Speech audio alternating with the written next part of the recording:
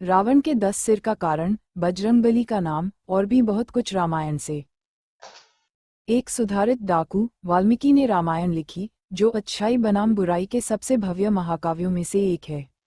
ये कहानी है कि कैसे भगवान राम ने अपनी पत्नी सीता को बचाने के लिए राक्षस राजा रावण से लड़ाई की। रामायण हमें भक्ति, प्रेम, कर्म, धर्म, वीरता और रिश्ते का सही अर्थ सिखाती है। महाकाव्य सबसे पहले भगवान राम के बच्चों को सौंपा गया था और पीढ़ी दर पीढ़ी सौंपा गया है। और यदि आप अपने बच्चे को रामायण से परिचित कराना चाहते हैं, तो यहाँ कुछ छोटी कहानियाँ हैं जो बच्चों को भगवान राम, सीता, हनुमान और लक्ष्मण की दुनिया की झलक दिखाएंगी। हमें यकीन है कि बच्चों को ये कहानियाँ पसंद आएंगी। इस पोस्ट में हम आपके लिए बच्चों के लिए रामायण की दिलचस्प लघु कहानियाँ लेकर आए हैं। आप इन्हें अपने बच्चों के साथ साझा कर सकते हैं या पढ़ सकते हैं और देख सकते हैं कि उनके चेहरे पर विस्मय की चमक है। मुख्य सूचक: रामायण एक हिंदू महाकाव्य है जो रिश्तों, कर्तव्य और धार्मिकता के बारे में मूल्यवान सबक सिखाता है। गिलहरी की कहानी बच्चों को समावेशिता का आवश्यक पाठ सीखने में मदद कर सकती है, क्योंकि यह सिखाती है कि सबसे छोटा योगदान भी मायने रखता है। भगवान हनुमान को बजरंगबली नाम कैसे मिला? इसके पीछे की कहानी बच्चों को श्री राम के प्रति हनुमान के अटूट प्रेम और विश्वास से परिचित करा सकती है। लक्ष्मण की पत्नी ने 14 साल तक उनकी नींद कैसे उड़ाई? इसकी अविश्वसनीय कहानी बच्चों को परिवार के सदस्यों के बीच के प्यार के बारे में सिखाती है। ये कहानियाँ बच्चों को राम, सीता, हनुमान और रावण जैसे प्रसिद्ध पौराणिक पात्रों की अनकही कहानियों को समझने में मदद करती हैं। 16 प्रेरणादायक रामायण कहानियाँ।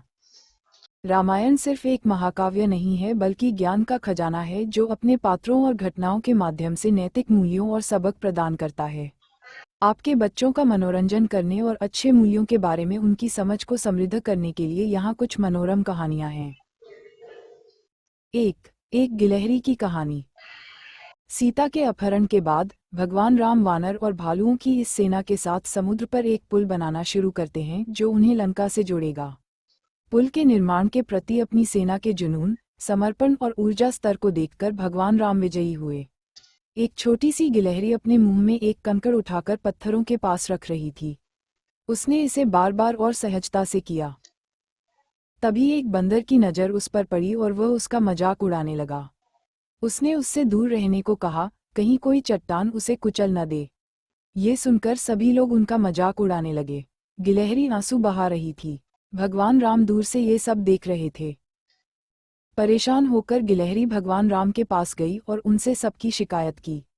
तब भगवान राम ने सेना को दिखाया कि कैसे गिलहरी द्वारा फेंका गया कंकड़ दो शिलाखंडों के बीच संबंधक के रूप में काम करता है। उनका योगदान भी सेना के अन्य सदस्यों जितना ही मूल्यवान है। गिलहरी के प्रयास को स्वीकार करते हुए भगवान राम ने गिलहरी की पीठ पर हाथ फेरा। सहलाने से गिलहरी के शरीर पर उसकी उंगली के निशान पड़ गए। तब से गिलहरियों के शरीर पर सफ़ेद धारियां होती हैं। ये बच्चों के लिए रामायण की दिलचस्प लघु कहानियों में से एक है। 2. जब हनुमान ने भगवान राम की आज्ञा मानने से इनकार कर दिया। राज्याभिषेक समारोह के बाद भगवान हनुमान उदास थे। वह एक कोने में बैठकर आंखें बंद करके भगवान राम का ध्यान कर रहे थे। उसकी आंखों से अविरल आंसू बह रहे थे। सीता ने देखा और तुरंत भगवान राम को इसके बारे में सूचित किया। राम हनुमान के पास गए और बोले, मैं तुम्हारी भक्ति के बदले में तुम्हें कुछ नहीं दे सकता। केवल एक चीज जो मैं कर सकता हूँ वह है तुम्हें अपने साथ वैकुंठ ले जाना। हनुमान ने पूछा, क्या आप वैकुंठ में मेरे साथ रहेंगे? जिस पर भगवान राम ने उत्तर दिया, हाँ, लेकिन राम के रूप में नहीं, बल्कि भगवान महाविष्णु के रूप में। भगवान महाविष्णु कारण हैं और भगवान राम प्रभाव हैं। हनुमान ने उत्तर दिया, मैं उस स्थान पर नहीं जाऊंगा जहां भगवान राम मौजूद नहीं हैं। मैं अयोध्या में ही रहूंगा और भगवान राम का ध्यान करता रहूंगा। 3. राम की बहन शांता की कहानी। भगवान राम के जन्म से पहले राजा दशरथ की एक बेटी थी जिसका नाम शांता था। कौशल्या की बड़ी बहन वेरशिनी की कोई संतान नहीं थी। एक बार जब वेरशिनी अपनी बहन से मिलने आई, तो उसने लापरवाही से अपने बच्चे के बारे में पूछा। ये सुनकर दशरथ सहमत हो गए कि वह उनकी बेटी शांता को गोद ले सकते हैं। ऐसा माना जाता है कि भगवान राम और उनके अन्य भाइयों को उनकी बहन के बारे में नहीं बताया गया था। 4. रावण के 10 सिरों के पीछे की कहानी। रावण भगवान शिव का परम भक्त था। शिक्षा प्राप्त करने के बाद रावण ने भगवान शिव को प्रसन्न करने के लिए घोर तपस्या की। भगवान शिव को प्रसन्न करने के लिए रावण ने अपना सिर भी काट दिया था। हर बार जब उन्होंने अपना सिर काटा तो वह वापस उगाया, जिससे उन्हें अपनी तपस्या जारी रखने में मदद मिली। रावण की इस तपस्या से शिव प्रसन्न हुए और उन्होंने उसे 10 सिर प्रदान किए, और इस प्रकार वह पृथ्वी पर सबसे शक्तिशाली प्राणियों में से एक बन गया। रावण के 10 सिर 4 वेगास और 6 शास्त्रों का संकेत देते हैं, जिनमें रावण को महारथ हासिल थी। बच्चों के लिए महान महाकाव्य रामायण के बारे में जानने के लिए ये सबसे अच्छी कहानी हो सकती है। कहानियाँ पढ़ने के बाद बच्चों से पूछें कि वे कहानी से क्या सीख लेते हैं। यह उनके आलोचनात्मक सोच कौशल को विकसित करने में मदद कर सकता है। 5. हनुमान का जन्म। भगवान शिव के अवतारों में से एक भगवान हनुमान का जन्म वायु के आशीर्वाद से अंजना से हुआ था, जो बाद में हनुमान के गॉडफादर बने। जब अंजना अपने पुत्र के लिए भगवान शिव से प्रार्थना कर रही थी, तब राजा दशरथ भी संतान प्राप्ति के लिए यज्ञ कर रहे थे। उन्हें अग्नि के देवता से अपनी 3 पत्नियों के बीच बांटने के लिए पवित्र हलवे का एक कटोरा मिला। दैवीय आदेश से एक चील ने खीर में से कुछ छीन लिया और जहां अंजना ध्यान कर रही थी वहां गिरा दिया। वायु के देवता वायु ने मिठाई का टुकड़ा अंजना के हाथों तक पहुंचाया, जिसने उसे खा लिया। इसके तुरंत बाद भगवान हनुमान का जन्म हुआ। 6. क्या सीता मंदोदरी की पुत्री थी? यह आप में से अधिकांश के लिए आश्चर्य की बात हो सकती है, लेकिन अद्भुत रामायण में कहा गया है कि मंदोदरी सीता की मां थी। रावण ऋषि मुनियों को मारकर उनका खून एक बड़े बर्तन में रख देता था। ऋषि ग्रत्समंड देवी लक्ष्मी के भक्त थे। उन्होंने देवी लक्ष्मी को अपनी बेटी के रूप में प्राप्त करने के लिए तपस्या भी की। दरभा घास के दूध को एक बर्तन में संग्रहित करने के बाद उन्होंने मंत्रों के साथ इसे शुद्ध किया, यह उम्मीद करते हुए कि लक्ष्मी इसमें निवास करेगी। लेकिन रावण ने ग्रत्समंड के घर में घुसकर दूध उसके बर्तन में डाल दिया।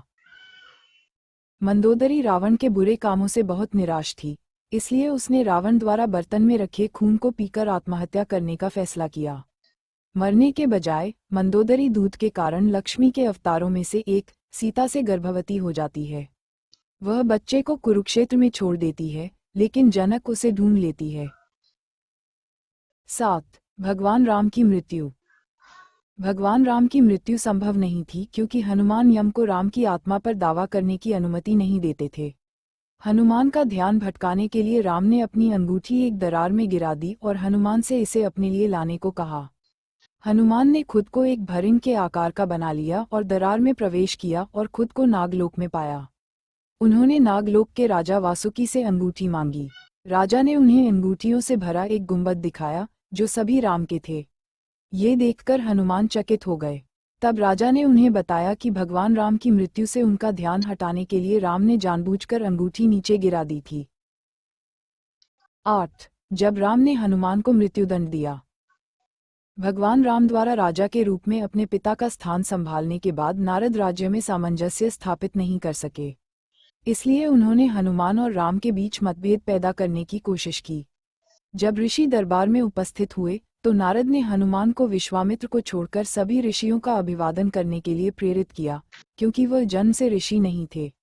हनुमान ने सुझाव के अनुसार ही किया, जिससे शुरू में विश्वामित्र को कोई परेशानी नहीं हुई। लेकिन नारद के उकसाने पर विश्वामित्र क्रोधित हो गए और उन्होंने भगवान राम से हनुमान को मृत्युदंड देने के लिए कहा। विश्वामित्र के शिष्य होने के नाते राम विश्वामित्र की आज्ञा का खंडन नहीं कर सके और उन्होंने हनुमान को बाणों से मारने का आदेश दिया।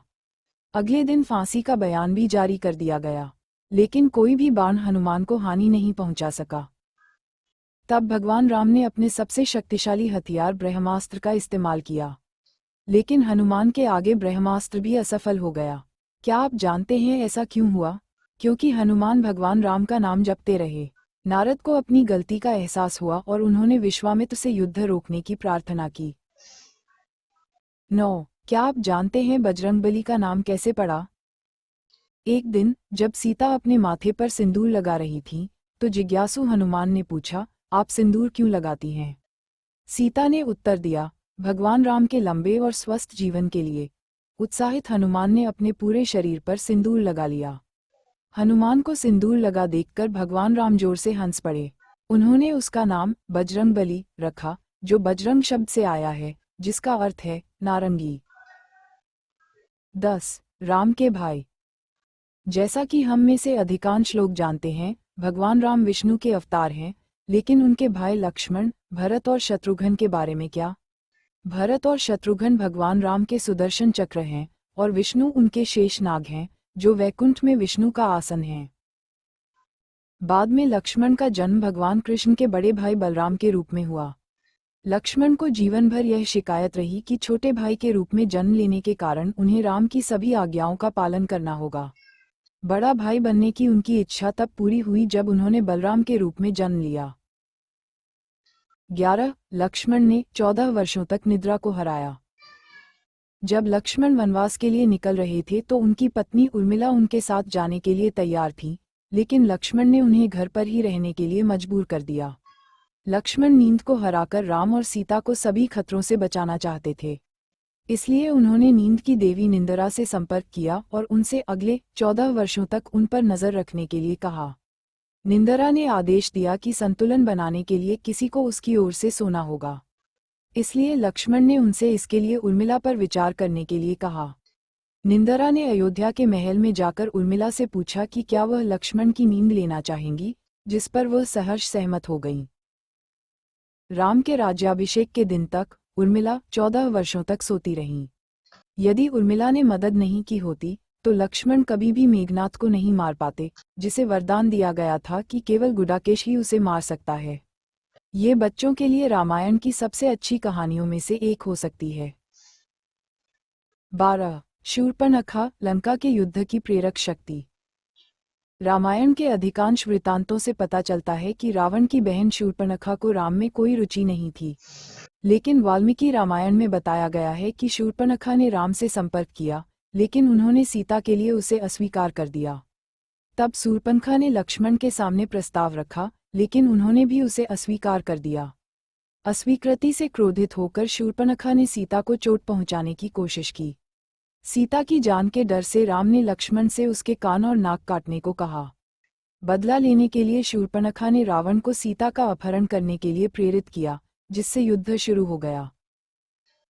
लेकिन अन्य वृत्तांतों से पता चलता है कि शूर्पणखा ने अपने पति की मृत्यु का बदला लेने के लिए रावण को सीता का अपहरण करने के लिए उकसाया था। शूर्पणखा का पहला विवाह दुष्टबुद्धि राक्षस से हुआ था, जिस पर रावण की बहुत कृपा थी, लेकिन उसके अधिक लालच के कारण रावण क्रोधित हो गया और उसने उसे मार डाला। दुष्टबुद्धि राक्षस की मृत्यु से व्यथित शूर्पणखा को एहसास हुआ कि केवल राम ही रावण को मार सकते हैं। इसलिए जब लक्ष्मण ने उसकी नाक काट दी तो उसने बदला लेने के लिए रावण को सीता का अपहरण करने के लिए उकसाया। ये बच्चों के लिए एक आदर्श रामायण कहानी है। 13. जब रावण ने जमा कर दी अपनी आत्मा। राम के साथ युद्ध लड़ने से पहले रावण ने अपनी आत्मा अग्निनेत्र नामक एक साधु को दे दी थी। फायर आई को उसकी आत्मा को सुरक्षित रखना था। युद्ध में राम को आश्चर्य हुआ कि तीर रावण को लगे, लेकिन उसे घायल नहीं किया। राम के सहयोगियों में से केवल एक ही इसके पीछे का रहस्य जानता था, इसलिए उसने खुद को रावण जैसा बना लिया और साधु के पास जाकर उसकी आत्मा मांगी। जैसे ही आत्मा मुक्त हुई, राम ने रावण का वध कर दिया। 14. कुबेर, लंका के वास्तविक शासक। भगवान ब्रह्मा ने ब्रह्मांड का निर्माण करते समय 10 मन जन्मे पुत्रों या प्रजापतियों को उत्पन्न किया था और ऋषि पुलत्स्य, विश्रवा के पिता उनमें से एक थे। ऋषि भारद्वाज विश्रवा से पूरी तरह से मंत्रमुग्ध थे और यहाँ तक कि उन्होंने अपनी बेटी इलाविदा को शादी के लिए पेश किया था। इलाविदा और विश्रवा ने धन के देवता कुबेर को जन्म दिया, लेकिन ताताका और सुमाली भी चाहते थे कि उनकी बेटी काइसेकी राजाओं और ऋषियों के साथ गठबंधन के माध्यम से अपनी शक्तियों को बढ़ाने के लिए विश्रवा से शादी करे। उन्होंने अपनी बैठक की योजना भी बनाई। विश्रवा को कैसिकी से प्रेम हो गया और उन्होंने रावण को जन्म दिया। कुबेर को लंका अपने पिता विश्रवा से विरासत में मिली थी। एक अच्छा बेटा होने के नाते उन्होंने अपनी सारी संपत्ति अपने सौतेले भाई रावण के साथ भी साझा की, लेकिन ब्रह्मा से सभी प्रकार के वरदान प्राप्त करने के बाद रावण ने कुबेर को लंका से उखाड़ फेंका। 15. कुंभकर्ण की नींद की कहानी। एक बार भाइयों रावण, कुंभकर्ण और विभीषण से पूछा गया कि वे ब्रह्मा से क्या वरदान चाहते हैं। दूसरी ओर इंद्र कुंभकर्ण की वीरता और बुद्धि से अच्छी तरह परिचित थे और जानते थे कि वह इंद्रासन, स्वर्ग का राज्य मांगेंगे। इससे डरकर इंद्र ने देवी सरस्वती से कुंभकर्ण की जीभ बांधने का अनुरोध किया, जिससे कुंभकर्ण को शाश्वत निंद्रासन मांगने के लिए बाध्य होना पड़ा। ब्रह्मा ने उन्हें चिर निद्रा का वरदान दिया। अपने भाई की दुर्दशा देखकर रावण ने ब्रह्मा से श्राप को पूर्ववत करने की प्रार्थना की। ब्रह्मा ने इसे पूर्ववत कर दिया, लेकिन एक शर्त के साथ।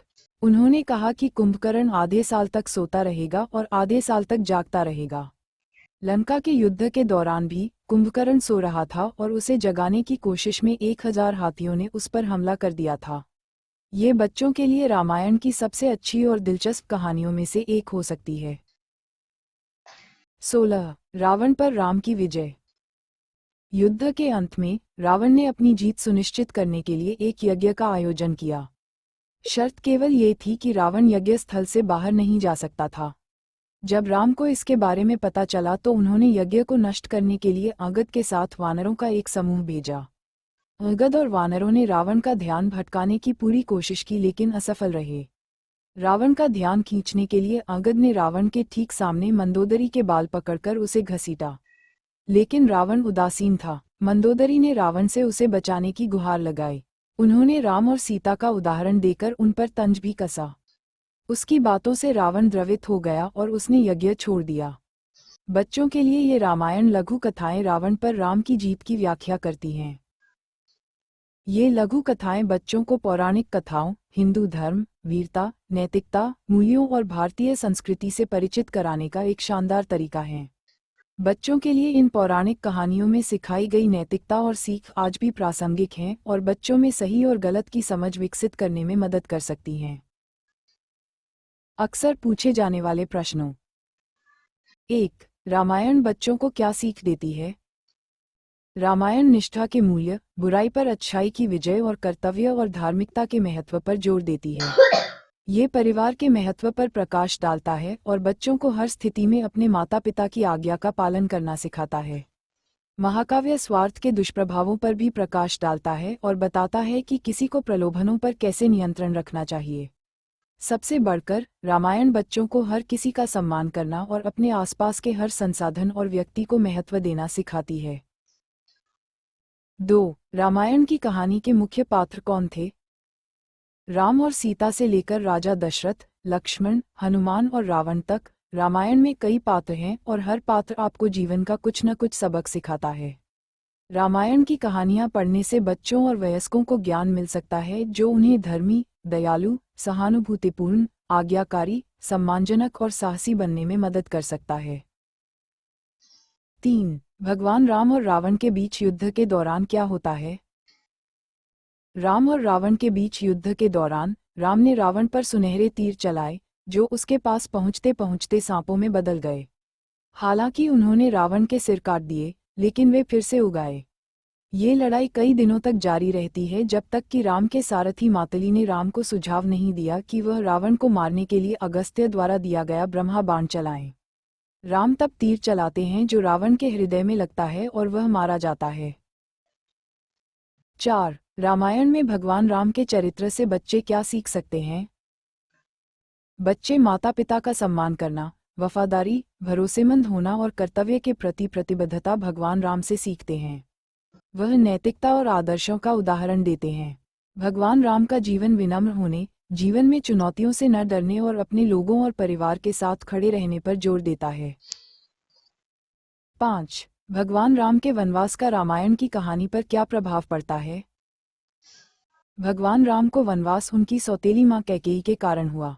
यह वनवास उस समय आया जब राम को राजगद्दी संभालनी थी, लेकिन उन्होंने अपना निर्वासन स्वीकार करना चुना क्योंकि कर्तव्य और अपने माता पिता के प्रति वफादारी उनके लिए सबसे महत्वपूर्ण थी। अपने वनवास की अवधि में राम को विभिन्न चुनौतियों और कठिनाइयों का सामना करना पड़ा, लेकिन उन्होंने निडरता से उन सभी का सामना किया। ऊपर सूचीबद्ध बच्चों के लिए रामायण की सभी लघु कहानियां आपके बच्चों को इस महान महाकाव्य और भगवान राम के बारे में सिखाने में मदद करती हैं। वे प्रेरणादायक और प्रेरक भी हैं और उनमें अच्छी शिक्षा और महत्वपूर्ण जीवन सबक प्रदान करने में सहायता करेंगे। चाहे वह गिलहरी की कहानी, रावण के 10 सिरों के पीछे की कहानी, राम के भाई, या कुंभकर्ण की नींद की कहानी हो, बच्चों के लिए ये भारतीय पौराणिक कहानियाँ निस्संदेह उन्हें महान महाकाव्यों के बारे में सीखने में मदद करेगी। इसलिए अपने व्यस्त कार्यक्रम से थोड़ा समय निकालकर उन्हें अपने बच्चों को पढ़ाएं या सोते समय कहानियों के रूप में उपयोग करें। सामुदायिक अनुभव। बातचीत में शामिल हों और हमारे पोषण समुदाय का हिस्सा बनें। साथ ही अभिभावकों से जुड़ने के लिए अपनी कहानियाँ, अनुभव और अंतर्दृष्टि साझा करें।